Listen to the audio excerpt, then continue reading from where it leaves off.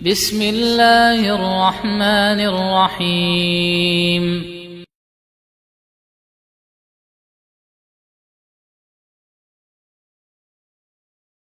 Al-Imam Ahmad rahimahullahu ta'ala mengatakan, wa tarkul khusumat wal julus ma'a ashabil ahwa, dan meninggalkan bantah-bantahan dan duduk bersama para pengikut hawa nafsu.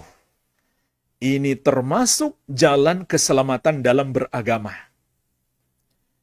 Ketika kita melanggarnya, walaupun kita sudah mendapatkan hidayah, maka itu bisa menjadi sebab kita kembali tersesat, na'udzubillah.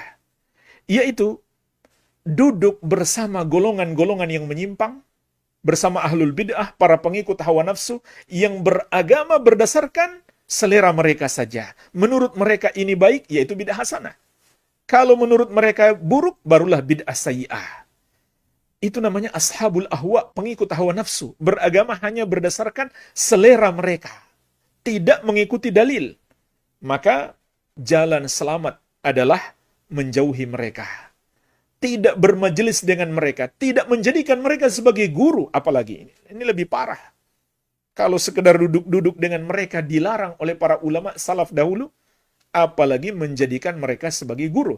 Bahkan secara umum, duduk bersama golongan yang menyimpang, berdialog dengan mereka, berbantah-bantahan dengan mereka, itu adalah hal yang terlarang. Kenapa jamaah sekalian ini terlarang? Karena tatkala kita mendengarkan ucapan-ucapan golongan yang menyimpang, apalagi dibungkus dengan dalil-dalil, padahal dalil itu salah dipahami, tidak mengikuti pemahaman sahabat. Namun kita ketika mendengarkan dia mengucapkan dalil, bisa jadi kita tertipu. Kita mengira ucapannya sesuai dengan dalil. Apalagi kalau kita lihat, Masya Allah, hafalannya kuat. Bukan hanya menghafal teksnya. Mungkin dia juga hafal nomor ayatnya, nomor hadisnya, sampai letaknya di halaman. Mungkin kita terpukau dengan hafalannya yang begitu kuat. Ternyata jemaah sekalian, itu hanya hafalan belaka, pemahamannya dia pahami sendiri. Atau dia mengikuti pemahaman-pemahaman selain daripada pemahaman sahabat radhiyallahu ta'ala anhum ajmain. Tapi ketika kita melihat hafalannya yang begitu hebat, bisa saja kita tertipu. Jadi, ini bahayanya kita duduk-duduk dengan golongan-golongan yang menyimpang, walaupun dengan maksud membantah mereka, bisa menyebabkan kita yang malah tersesat. Apalagi kalau kita jadikan mereka sebagai teman baik, atau yang lebih berbahaya, kita jadikan mereka sebagai guru. Kita datang di majelis taklim mereka, kita duduk bersimpu untuk belajar di hadapan mereka.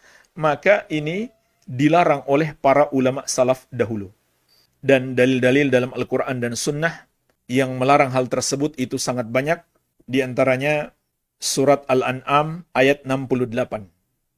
Allah subhanahu wa ta'ala berfirman, wa idza ra'aital ladzina yakhuduna fi ayatina fa'arid anhum hatta yakhudu fi haditsin ghairi wa imma yunsiyannaka asyaitanu fala taq'ud ba'da dzikra ma'al qaumidz zalimin.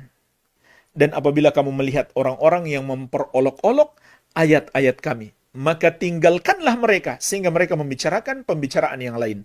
Dan jika setan menjadikan kamu lupa akan larangan ini, maka janganlah kamu duduk bersama orang-orang yang zalim itu sesudah kamu ingat adanya larangan ini. Perhatikan jemaah sekalian, bagaimana memahami ayat yang mulia ini. Di antaranya dijelaskan oleh Imam Asy-Syaukani rahimahullah dalam Fathul Qadir. Wa fi hadhil ayah mau'izatun 'azimatun liman yatasammah bimujalasatil mubtadi'atil ladzina yuharrifuna kalam Allah wa yatala'abuna bi kitabihi wa sunnati rasulih. Di dalam ayat ini terdapat nasihat yang agung bagi orang yang mentolerir untuk bermajelis dengan ahlul bid'ah, yang menyelewengkan ucapan Allah dan mempermainkan kitab Allah dan sunnah Rasulnya sallallahu alaihi wasallam. Wa yarudduna dzalika ila ahwa'ihimul mudillah wa bid'ahimul fasidah, dan mereka mengembalikan pemahaman ayat tersebut kepada hawa nafsu mereka yang menyesatkan dan bid'ah-bid'ah mereka yang rusak.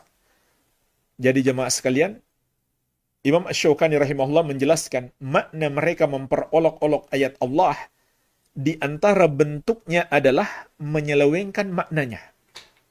Jadi bukan sekedar menghina. Menghina itu termasuk jelas mengolok-olok ayat Allah. Tapi makna mengolok-olok bukan sekedar itu. Termasuk makna mengolok-olok, kata Imam Asy-Syaukani rahimahullah, adalah menyelewengkan maknanya. Dan mengembalikan maknanya kepada pemahaman mereka sendiri. Tidak merujuk kepada pemahaman salaf. Ini namanya orang yang memperolok-olok ayat Allah. Meskipun dia hafal ayat Allah itu. Memperolok-olok hadis Rasulullah SAW, meskipun sangat kuat hafalannya terhadap hadis tersebut. Kalau dia kembalikan maknanya kepada pemahamannya sendiri, atau kepada pemahaman yang baru, tidak merujuk kepada pemahaman para sahabat radhiyallahu ta'ala anhum ajma'in. Maka Allah perintahkan kepada kita dalam ayat ini untuk meninggalkan mereka, tidak bermajelis dengan mereka, tidak mendengarkan ucapan-ucapan mereka tatkala mereka memperolok-olok ayat Allah, yaitu menyelewengkan maknanya. Iya. Kemudian Imam Asy-Syaukani rahimahullah juga menyebutkan mudarat lain.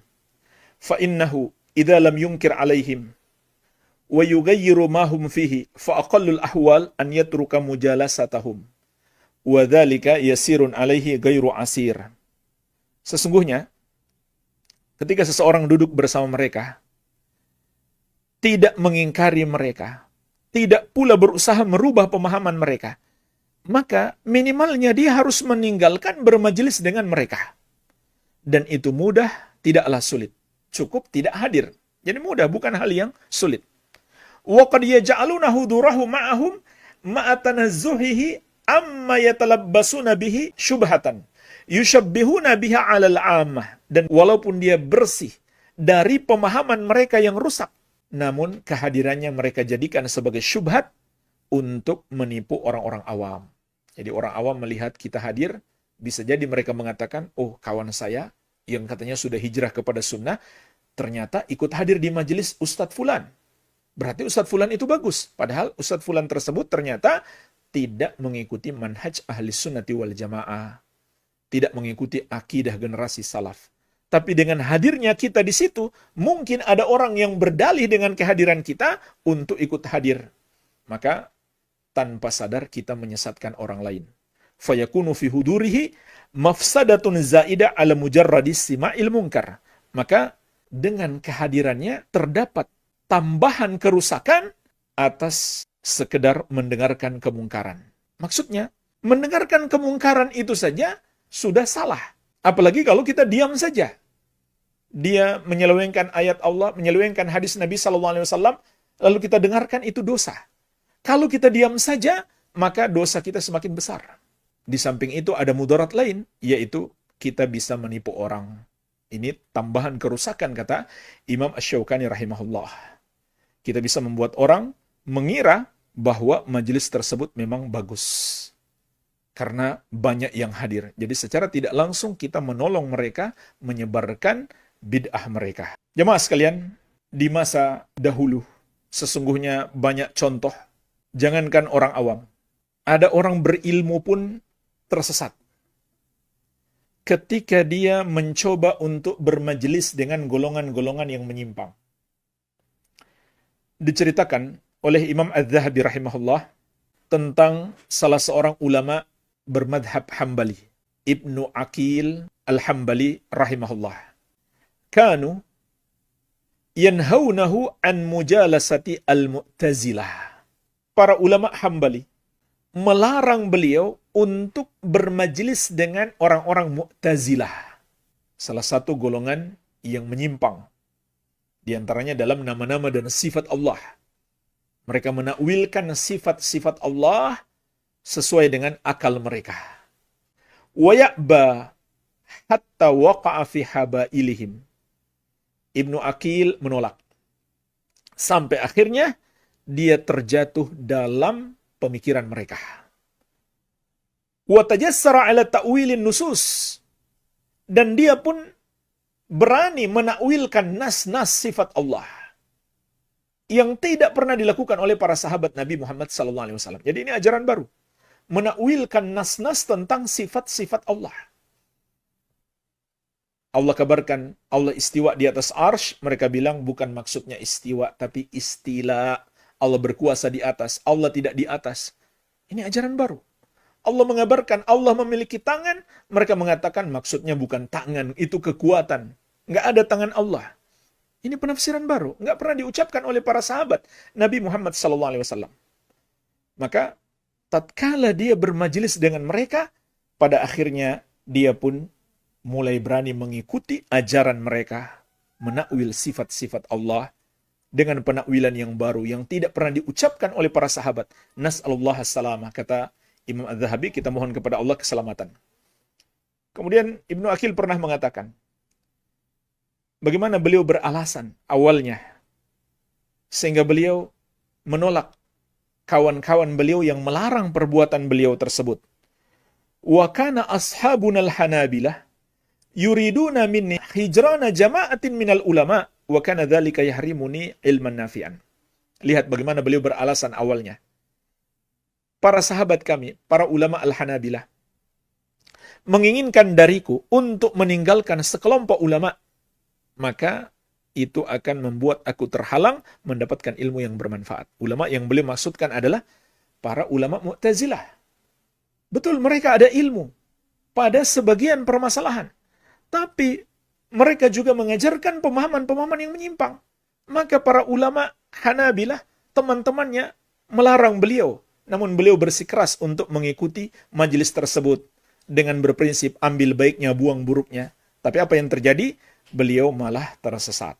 Ini jamaah sekalian, sebuah pelajaran dari kisah terdahulu. Dan kisah-kisah seperti ini sangat banyak. Oleh karena itu, Imam Sufyan Ats-Tsauri rahimahullahu ta'ala mengatakan, Man sami'a bi bid'atin, fala yahkiha li julasaihi, la yulqiha fi qulubihim. Barang siapa mendengarkan satu bid'ah, satu ajaran yang menyimpang, maka jangan dia ceritakan kepada kawan-kawan duduknya, agar jangan dia masukkan bid'ah tersebut di dalam hati mereka. Lihat jemaah sekalian, kalau kita mendengarkan ucapan yang menyimpang, itu jangan kita ceritakan kepada orang lain. Tanyakan kepada orang yang berilmu. Jangan ceritakan kepada kawan duduk kita. Jangan share di medsos walaupun dengan maksud bertanya. Kata Imam Sufyan Ats-Tsauri rahimahullah, bisa jadi bid'ah itu malah masuk kepada kawan duduk kita. Perhatikan bagaimana Imam Az-Zahabi rahimahullah memberikan komentar terhadap ucapan Imam Sufyan Ats-Tsauri tersebut. Beliau mengatakan, Aktsaru a'immati salaf ala hadha at-tahdhir yarawna anna al-quluba dha'ifah wa syubha khattafah. Kebanyakan para ulama salaf memberi peringatan keras agar tidak mendengarkan ucapan-ucapan bid'ah, agar tidak bermajelis dengan golongan yang menyebarkan pemahaman-pemahaman baru yang tidak mengikuti jalan salaf. Kenapa? Karena mereka memandang hati itu lemah, sedangkan syubhat menyambar-nyambar. Subhanallah. Orang yang memandang remeh masalah ini, seakan dia mengatakan, hatiku lebih kuat daripada hati para ulama salaf. Aku tidak takut mendengarkan ucapan orang-orang yang menyimpang. Tidak apa-apa aku bermajelis dengan mereka. Yang baik aku ambil, yang buruk aku tinggalkan. Seakan-akan hatinya lebih kuat daripada hati para ulama salaf yang takut mendengarkan ucapan-ucapan yang menyimpang karena takut tersesat. Kemudian jemaah sekalian, ada satu penjelasan yang sangat bagus dikatakan oleh Imam Ibnu Battah rahimahullahu taala dalam kitab beliau Al-Ibanah. I'lamu ikhwani anni fakkartu fi sababil ladzi akhraja qauman minas sunnati wal jamaah. Ketahuilah wahai saudara-saudaraku, sesungguhnya aku telah merenungkan apa sebabnya yang telah mengeluarkan segolongan orang dari manhaj ahli sunnati wal jamaah. Wattarrahum ilal bid'ati wasyana'ah.